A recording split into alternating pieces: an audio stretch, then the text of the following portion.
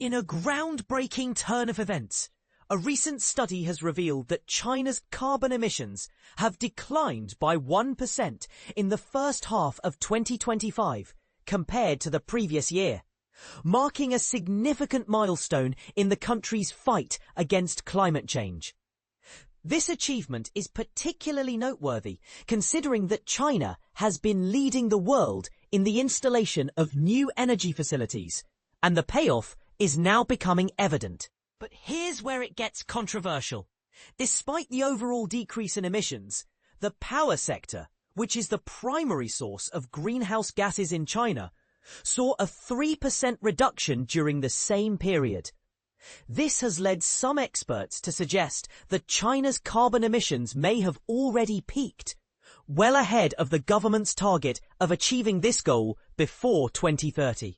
What sets this development apart from previous instances of falling emissions during economic slowdowns is that electricity demand in China is actually growing, with a 3.7% increase in the first half of this year alone.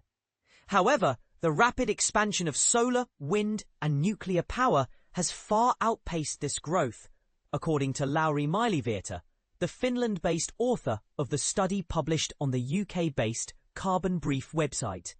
In fact, China installed an impressive 212 gigawatts of solar capacity in just the first 6 months of the year, surpassing America's total capacity of 178 gigawatts at the end of 2024. Solar power has now overtaken hydropower in China and is on track to exceed wind power this year, becoming the nation's largest source of clean energy. Additionally, 51 gigawatts of wind power were added between January and June. Despite these achievements, there is still much work to be done.